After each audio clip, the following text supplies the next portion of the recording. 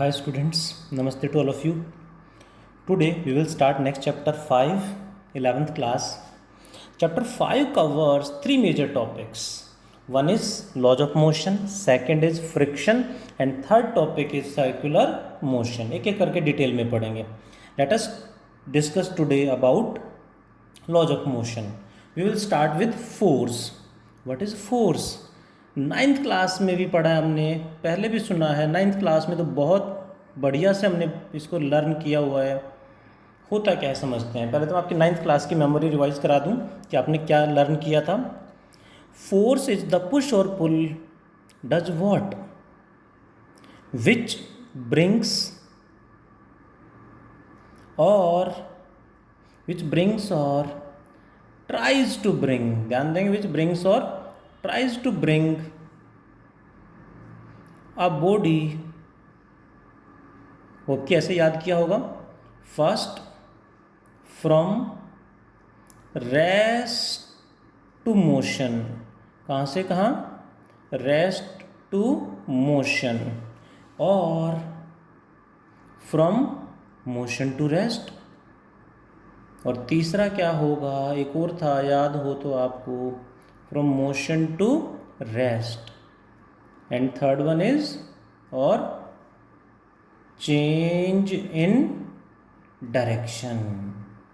ये हमने ninth class में बहुत बार याद किया था, लर्न किया था मैं कहूँ तो. बट उसको अभी 11th क्लास में हम कह सकते हैं रट्टे मारा था, क्योंकि उसका मीनिंग आपको पता है तो समझ में आ गया, लर्न कर लिया. मीनिंग नहीं पता है तो फिर वो जस्ट हमने मेमोराइज किया, बस उसका मतलब नहीं पता हमें. सो 11th क्लास में लेट मी क्लियर, लर्न करने से काम नहीं चलेगा, क्योंकि 9th क्लास में डेफिनेशन आ जाते हैं. Define force. 11th क्लास में डेफिनेशन कोई नहीं पूछेगा हमसे, और बहुत मटेरियल है पूछने के लिए, न्यूमेरिकल्स बहुत हैं. सो इसका डेफिनेशन कोई नहीं पूछेगा हमसे. इसका मीनिंग क्या है, वो मीनिंग आपको पता है तो आप न्यूमेरिकल्स सॉल्व कर पाओगे. नहीं तो इतने आसान सी बात पे भी क्वेश्चन अटक जाएगा. मेन इज कि हमें इसका मतलब समझना है. For that let me write one more definition. इसका मतलब मैं समझाता हूँ. और what is the definition of force? और it is also the push और पुल. पुश और पुल विच प्रोड्यूसेस. ध्यान से समझना है, जो ऊपर स्टेटमेंट आपने लिखी है उसमें, जो आपने 9th क्लास में याद किया था, उसका मतलब क्या है. विच प्रोड्यूसेस और ट्राइज टू प्रोड्यूस. प्रोड्यूसेस और ट्राइज टू प्रोड्यूस एक्सेलरेशन. अब ये कैसे? यही मैं कहना चाह रहा हूँ कि दोनों स्टेटमेंट का मतलब सेम है, उस हमें समझना है दोनों का मतलब क्या है, समझते हैं. यानी इसको इतना बड़ा लिखने के बाद इतना सा लिख सकते हैं, द पुश और पुल विच प्रोड्यूस और ट्राइज टू प्रोड्यूस एक्सेलरेशन. कैसे? Which brings from rest to motion. Rest से मोशन में मीन्स वेलोसिटी इंक्रीज कौन करेगा? एक्सेलरेशन. मोशन टू रेस्ट यानी वेलोसिटी डिक्रीज कौन करेगा? एक्सेलरेशन. चेंज इन डायरेक्शन कौन चेंज करेगा? एक्सेलरेशन. यानी तीनों काम कौन करता है? तीनों काम कौन करता है? That is acceleration. मतलब हमें ये रेस्ट से मोशन में लेके जाना है, मोशन से रेस्ट में लेके जाना है, डायरेक्शन चेंज करना है, मतलब हमें एक्सेलरेशन प्रोड्यूस करना पड़ेगा. यानी एक्सेलरेशन को प्रोड्यूस करना पड़ेगा, मतलब हमें पुश और पुल अप्लाई करना पड़ेगा, यानी फोर्स लगाना पड़ेगा. Hope you got it. Force is the push और पुल विच प्रोड्यूसेस और ट्राइज टू प्रोड्यूस एक्सेलरेशन. इस स्टेटमेंट और इसमें कोई डिफरेंस नहीं है, दोनों का मतलब सेम है, वो मतलब हमें समझ में आना चाहिए. Hope you got it. Next is what is SI unit of force. Force की एसआई यूनिट क्या होगी? बहुत बढ़िया, सबको याद होगा. That's great. Few students are replying.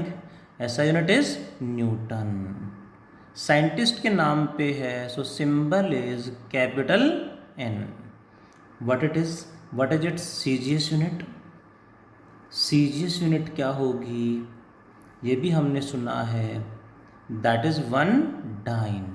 Newton क्या होता है? Newton is kg metre per second square. याद है आपको तो.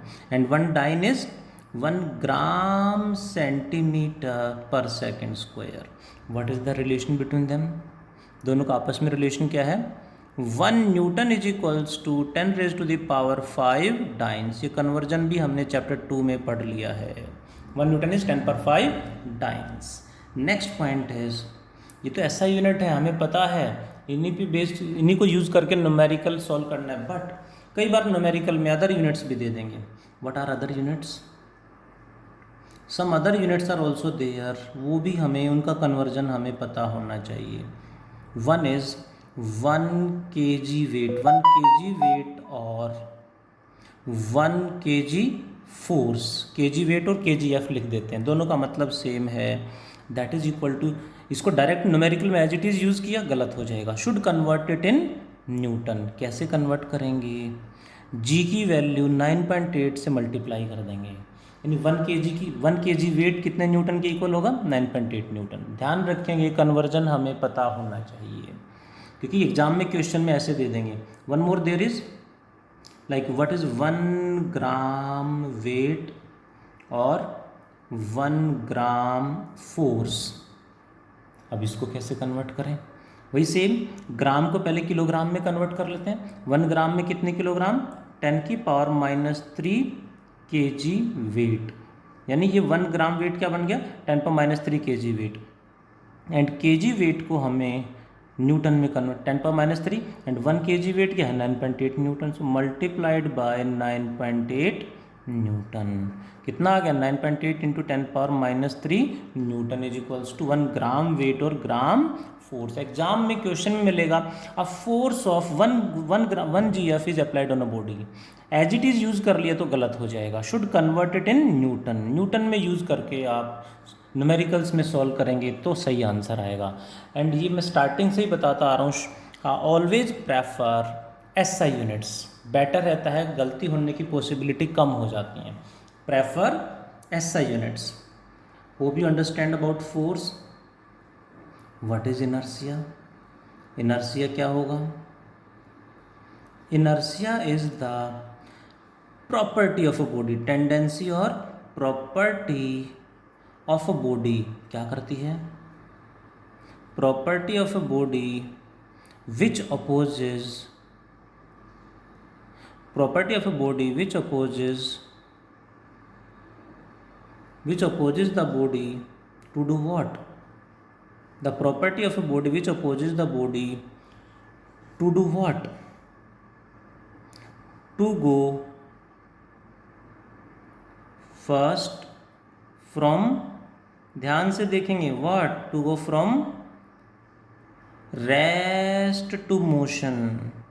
रेस्ट से मोशन में जाने से जो अपोज करेगा, और from motion to rest, motion से रेस्ट में जाने से जो अपोज करेगा, from motion to rest. And और क्या? बहुत बढ़िया, अब समझ में आ गया होगा सब बच्चों को। और चेंज इन डायरेक्शन, जो डायरेक्शन को भी चेंज करने से अपोज करेगा। Hope you understand. यानी मैं दोनों को कंबाइन कर दूं, फोर्स क्या करेगा? बॉडी को रेस्ट से मोशन में लेके जाएगा, इनर्शिया उसे अपोज करेगी। Force makes the body to move from motion to rest, inertia उसे मोशन से रेस्ट में जाने से अपोज करेगा। Force change the direction, inertia opposes to change the direction. Hope you got it. Inertia, inertia की value क्या होगी? Inertia को कैलकुलेट कैसे करें? Inertia is equal to, it is equal to mass of the body. Inertia is equal to, exactly कहें तो proportional to mass of the body है, but equal कह सकते हैं, क्योंकि यहाँ पे डिपेंडेंसी हमें देखनी है, यानी जितना ज़्यादा मास होगा उतनी ही ज़्यादा इनर्शिया, जितना मास कम होगा उतनी इनर्शिया कम होगी। Depends on mass of the body. Types of inertia, inertia कितने टाइप का होता है? Types of inertia is, first one is inertia of rest. Inertia of rest क्या करेगा? बॉडी को रेस्ट से मोशन में जाने से रोकेगा, रेस्ट में तो रेस्ट में रखेगा। Second one is inertia of motion, जो बॉडी को मोशन में रखेगा, यानी रेस्ट में जाने से अपोज करेगा। And third one is inertia of direction. अभी तक तो है आपकी जो 9th क्लास की मेमोरीज हैं वो रिकॉल हो रही हैं, जो हमने पढ़ी हुई हैं, थोड़ा सा उसमें अपडेट किया है। इट इज़ ऑल्सो नो, अब इसको क्या लिखूँ? अनदर डेफिनेशन ऑफ इनर्शिया क्या लिखूँ?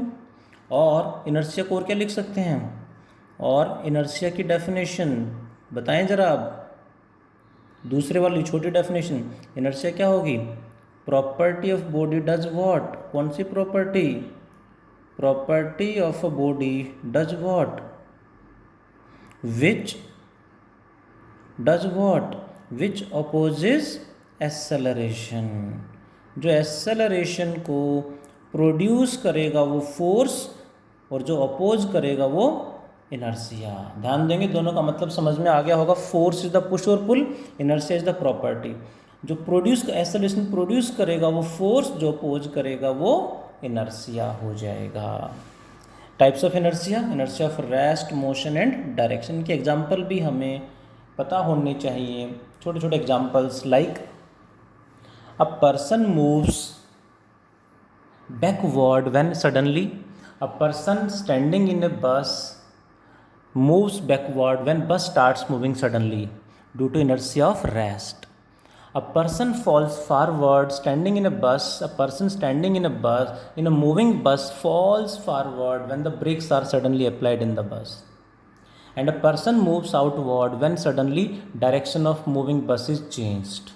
These are the examples of inertia of rest, motion and direction. और भी बहुत सारे एग्जाम्पल्स हैं जो 9th में हमने पढ़े थे, सेम है वही, थोड़ा सा अपडेट करते रहना है बस अपने आप को। Hope you understand force, inertia. Next is what is Newton's, what is Newton's first law of motion, short में लिखेंगे phloem. Newton's first law of motion does what? Newton's first law of motion states that, it states what? It states that, वही ये वाली definition तो बहुत अच्छे से, बहुत बढ़िया कुछ बच्चों ने जो है याद है 9th क्लास में जैसे पढ़ी थी, एज इट इज़ मैं एक बार रिकॉल करना चाहूँगा। It states that a body at rest remains at rest, और a body moving uniformly continue to move uniformly unless and until an external force is applied। ये बिल्कुल एज इट इज़ याद किया होगा मोस्टली बच्चों ने, बहुत बार टीचर इतनी बार प्रैक्टिस करा देता 9th क्लास में कि वो रटा जाता है हमें बिल्कुल अच्छे से। अगेन द सेम डेफिनेशन कोई नहीं पूछेगा, आप 11th क्लास में हमें उसका मीनिंग पता होना चाहिए, वो है क्या, वो उसका मतलब क्या है वो समझना है हमें। तो जो डेफिनेशन मैंने रिकॉल की वो तो सबको याद ही है, मॉड्यूल में लिखी हुई स्टडी मटेरियल में अवेलेबल है, पढ़ना चाहो पढ़ सकते हो। मीनिंग क्या है, जैसे यहाँ पे इसका मीनिंग, इसका मीनिंग, ठीक है, ऐसे इसका मीनिंग क्या है? It states that force is required,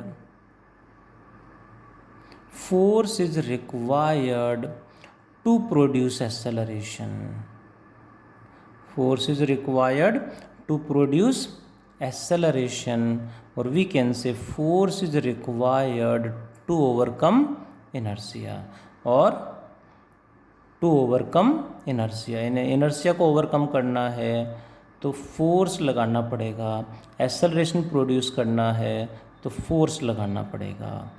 this is the statement. जो बड़ी सी डेफिनेशन मैंने बोली जो सबको याद है उसको शॉर्ट में क्या लिख सकते हैं? Force is required to produce acceleration और टू ओवरकम इनर्शिया। इनर्शिया को ओवरकम करना है यानी एक्सेलरेशन प्रोड्यूस करना है तो फोर्स लगाना पड़ेगा।